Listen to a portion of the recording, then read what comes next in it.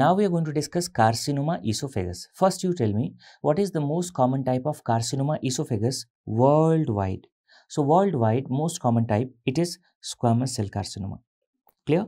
And what is the most common type of carcinoma esophagus in Western countries? So in Western countries, it is adenocarcinoma. Worldwide, still, most common type is squamous cell carcinoma. Clear? And in Western countries, it is adenocarcinoma. Another important point, what is the most common site of squamous cell carcinoma in esophagus? Middle 1/3. Adenocarcinoma, lower 1/3. So squamous cell carcinoma, what is the most common site? This is middle 1/3. This is middle 1/3. And what is the most common site of adenocarcinoma? This is lower 1/3. Adenocarcinoma, this is lower 1/3. Clear? Now, if nothing is mentioned in the question, only one question is asked, and it is overall, what is the most common site of carcinoma esophagus? So, overall, most common site, middle 1/3. Why? Because overall, most common type is squamous cell carcinoma. So, if the question is asked like this, that overall, most common site, so if it's overall most common site of carcinoma esophagus, so obviously it is middle 1/3. If nothing is mentioned, what we have to mark? We have to mark middle 1/3. Middle 1/3. So what you can see here, there are two types. Most common overall, it is squamous cell carcinoma, and the second is adenocarcinoma. Now tell me, what's the difference between squamous cell carcinoma and adeno? Which one is more common in low socioeconomic status and which one is more common in high socioeconomic status? Usually, squamous cell carcinoma is more common in low socioeconomic status. Adenocarcinoma is more common in high socioeconomic status. So how to remember the risk factors? Whenever you are thinking about squamous cell carcinoma, the risk factors will be revolving around low socioeconomic status, and in adenocarcinoma, the risk factors will be revolving around high socioeconomic status. So see the list of risk factors. First of all is alcohol and smoking. So alcohol and smoking, these are going to increase the risk of squamous cell carcinoma. After that, ingested carcinogens. What are those ingested carcinogens? Intake of nitrites, nitrates, nitrosamines and fungal toxins. So nitrites, nitrates, nitrosamines and intake of fungal toxins. Anything which can lead to mucosal damage. So what are the conditions leading to mucosal damage? We discussed it can occur in chronic achalasia. It can occur in esophageal diverticula like Zenker's diverticulum. Any patient who is taking hot liquid ingestion for long duration. So hot liquid ingestion for long duration. Hot liquid ingestion for long duration. And one condition, that is Plummer-Vinson syndrome, it is going to increase the risk of squamous cell carcinoma. So this Plummer-Vinson syndrome, it is going to increase the squamous cell carcinoma not only in the esophagus, it increases the risk in oral cavity as well as in hypopharynx. So Plummer-Vinson syndrome, it is going to increase the risk of squamous cell carcinoma in oral cavity, in hypopharynx, oral cavity as well as hypopharynx, and in esophagus. So not only in esophagus, it increases the risk of squamous cell carcinoma in oral cavity, hypopharynx as well as esophagus. Tylosis palmaris et plantaris. What is the problem here? In this case, these patients are having this kind of mucosal projection. You can see this kind of mucosal projection is there in tylosis palmaris et plantaris. Simultaneously, patients are having keratocanthoma of palm and sole, and it is going to increase the risk of carcinoma esophagus. Which one? Squamous cell carcinoma. HPV infection increases the risk of squamous cell carcinoma. You know, anorexia nervosa and bulimia. So it's the bulimia nervosa which is going to increase the risk. Simultaneously, there are deficiency of certain nutrients which can cause squamous cell carcinoma, like deficiency of molybdenum, zinc and vitamin A. This question was asked in one of the latest exam, that deficiency of which vitamin increases the risk of squamous cell carcinoma? Vitamin A. So deficiency of molybdenum, zinc, vitamin A. How to remember? Mnemonic is MOZA. Deficiency of MOZA. Mo means molybdenum, Z means zinc, A means vitamin A. So deficiency of molybdenum, zinc, vitamin A, these are going to increase the risk of squamous cell carcinoma. Adenocarcinoma, here the risk factors are usually revolving around GERD or chronic reflux. So what are the risk factors for adenocarcinoma? The most important risk factor we discussed, that is GERD, obesity, Means the patients who are having high fat diet leading to obesity, that is also risk factor. What is the problem in scleroderma? You know that scleroderma, it is characterized by esophageal dysmotility. So what is the problem in scleroderma? It is characterized by esophageal dysmotility. Apart from esophageal dysmotility, there is smooth muscle atrophy.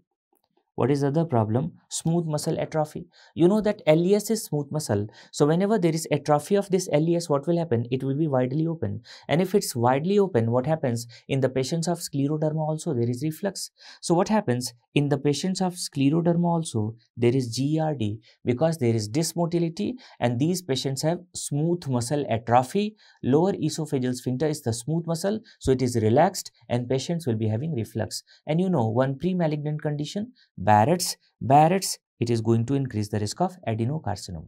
Now we are going to discuss carcinoma esophagus in detail. In which particular age group it is seen? It is seen in 6th decade. So carcinoma esophagus, it is seen in which particular decade? 6th decade.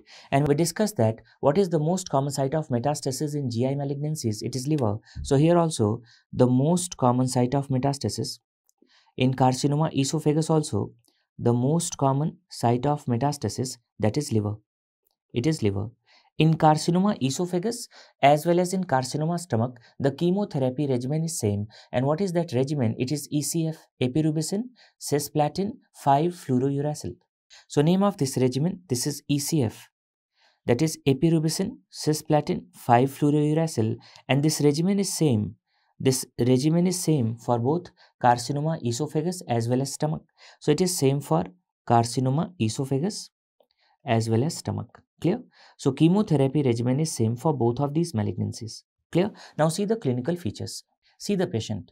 In this patient, what is the problem? You can see this kind of growth is there. You can see here, this kind of growth is there in the lumen. Clear? So whenever this kind of growth is there in the lumen, what will happen? The lumen will be compromised. So luminal compromise will be there, and after that what happens? There is luminal obstruction. So if esophageal lumen is compromised, there is luminal obstruction. Because of this, what will happen? Patient will be having dysphagia. And what kind of dysphagia? These patients are having progressive dysphagia. Means initially patient was having dysphagia to solids, later semi-solids, and after that liquids. So what is the most common symptom in carcinoma esophagus? Yes, it is dysphagia. Most common symptom, that is dysphagia. And after dysphagia, what is the second most common symptom? It is weight loss. So the most common symptom because of this luminal compromise or luminal obstruction, it is dysphagia followed by weight loss. It is dysphagia followed by weight loss. And this is very, very important. What kind of dysphagia? These patients are having progressive dysphagia. Progressive dysphagia. Clear? So progressive dysphagia means initially dysphagia to solids followed by semi-solids followed by liquids. Clear? Another situation, you can see that there is structure located anterior to esophagus. And what is the structure? You can see here. This is trachea. Trachea is located anterior to esophagus. So what happens? Sometimes the malignancy is going to involve the trachea. Imagine malignancy is going to involve the trachea. If malignancy involves the trachea, so what is the problem? There will be formation of a fistula. You can see there is communication. So here you can see the communication between esophagus and trachea. So this is what tracheoesophageal fistula, and this condition is known as malignant tracheoesophageal fistula. So any patient who develops this malignant tracheoesophageal fistula, if he is going to eat something, drink something, even if the patient is going to swallow the saliva, that content enters into the trachea. And the moment food content, water, saliva enters the trachea, patient is having coughing, there is choking, there is cyanosis, there is dyspnea. So any patient who is going to develop this malignant tracheoesophageal fistula, what happens? The patients who are going to develop this malignant tracheoesophageal fistula, what these patients are going to develop? Symptoms. These patients are going to develop, are going to have choking, coughing, cyanosis and dyspnea.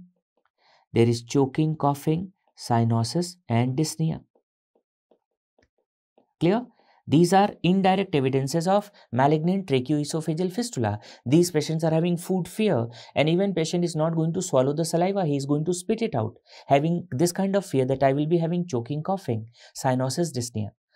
But you know, there is a nerve located in tracheoesophageal groove. What is the name of this nerve? Recurrent laryngeal nerve. So there is involvement of or invasion of recurrent laryngeal nerve, and because of that, what is the problem? Patient is having hoarseness of voice. So if there is invasion of recurrent laryngeal nerve, if in these patients there is invasion of recurrent laryngeal nerve, so because of invasion of recurrent laryngeal nerve, the symptom is there is hoarseness of voice. These patients are going to develop hoarseness. So there is hoarseness of voice. Clear? Suppose any patient who is coming to your OPD or emergency and you suspect that this patient is having carcinoma esophagus. So what is the first investigation done in a suspected case of carcinoma esophagus? We go for what? Barium swallow. So in this image you can see this is apple core appearance. First investigation done in a suspected case of carcinoma esophagus. This is barium swallow. The first investigation done in a suspected case of carcinoma esophagus, that is barium swallow. And what kind of appearance? This is apple core appearance. What is this apple core appearance? You can see this is the esophagus. Clear? This is the lumen of esophagus, and you can see this is the malignancy. Clear? So the part of esophagus lumen which is patent, only in that part what happens? This barium is going to traverse. So only that part is visible. So you can see here only that part is visible. Rest part is not visible because that is malignancy. That malignancy is growing inside the lumen. So this appearance is apple core appearance. So on barium swallow, what is the name of this characteristic appearance? You can see this is apple core appearance. So name of this appearance, this is apple core. This was asked many times. Apple core appearance. Let me tell you, this is not specific for carcinoma esophagus. Why? Because this kind of appearance can also be seen in carcinoma colon. Only the investigation will be different. Obviously, in carcinoma colon, the investigation will be barium enema. So, apple core appearance on barium swallow seen in carcinoma esophagus. Apple core appearance on barium enema seen in carcinoma colon. Clear? So, you have to read question carefully what investigation is being given. After that, you know, investigation of choice for diagnosis of carcinoma esophagus, what we go for? We go for endoscopy with biopsy. So in this case, investigation of choice for diagnosis, we go for endoscopy plus biopsy. We go for endoscopy plus biopsy. Another important point, this question was asked indirectly in one of the latest exam, that staging in GI malignancy from esophagus till rectum, staging of GI malignancy is mainly dependent on one most important parameter. And what is that most important parameter? It is depth of penetration. So staging of GI malignancy means staging from carcinoma esophagus till carcinoma rectum. It is based on depth of penetration. And by which investigation you can easily assess depth of penetration? Yes, endoscopic ultrasound. Only thing is you are able to perform endoscopic ultrasound in that particular malignancy. So that's why in carcinoma esophagus and in carcinoma stomach, investigation of choice for staging, endoscopic ultrasound.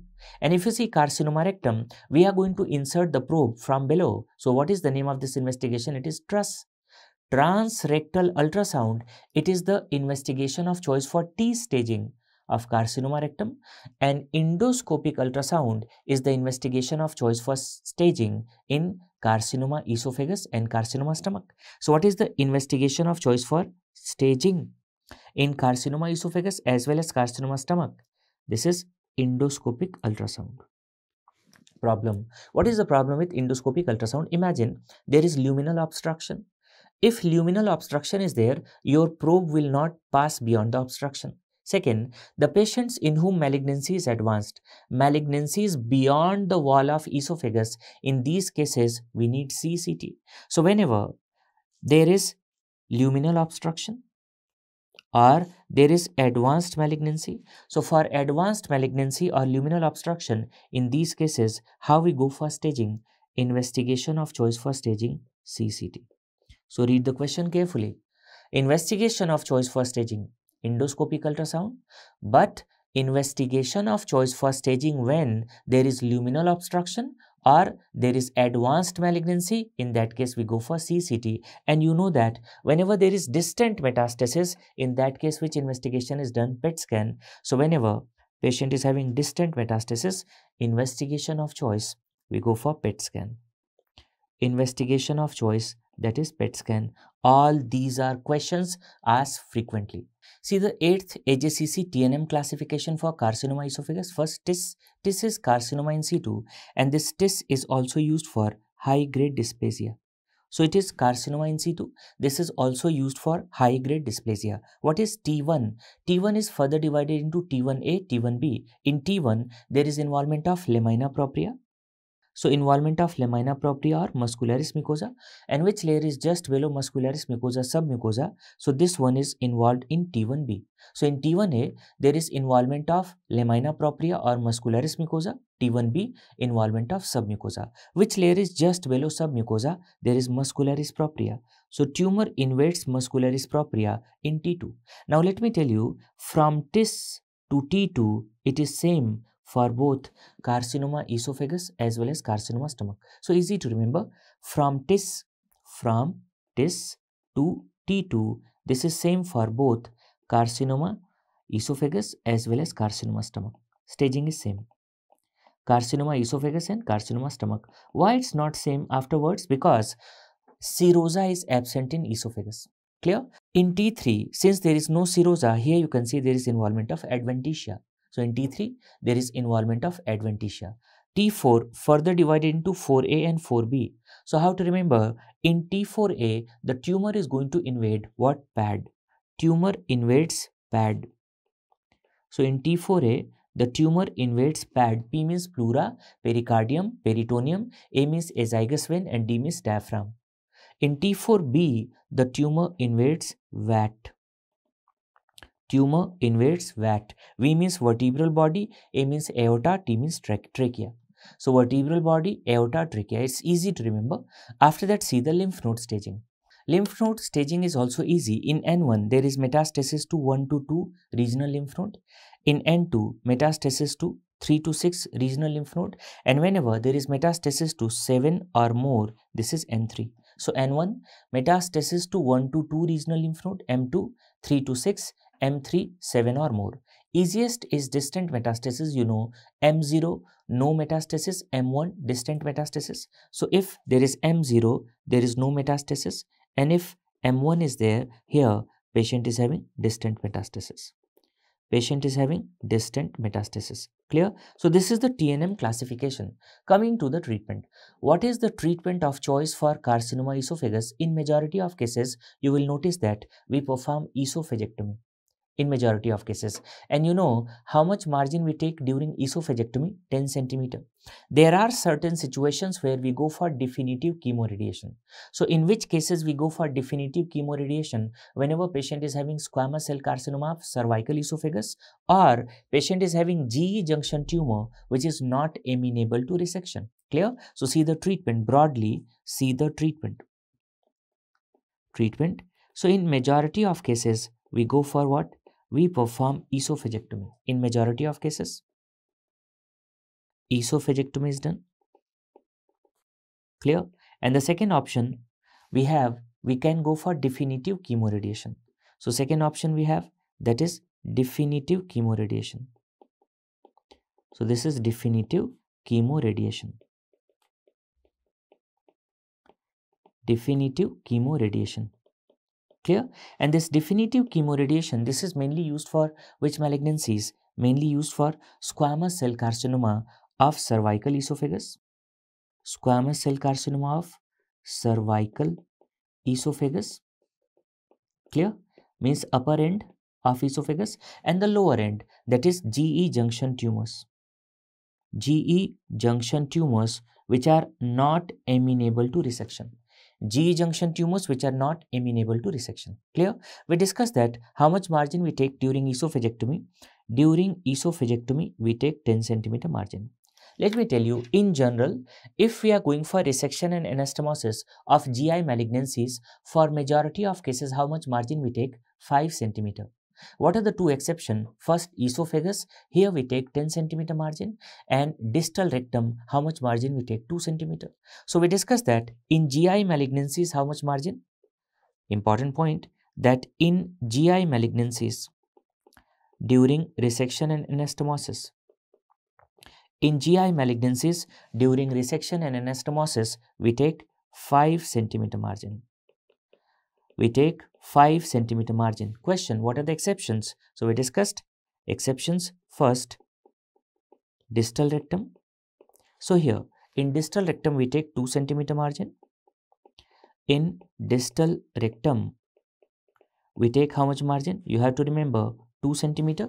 And esophagus we already discussed how much margin we take, 10 centimeter. So in esophagus, how much margin we take? We take 10 centimeter margin. Clear? Imagine we are going to perform wide local excision of which malignancies? Squamous cell carcinoma, basal cell carcinoma, malignant melanoma, soft tissue sarcoma. So when we perform wide local excision of these malignancies, how much margin we take? 2 centimeter.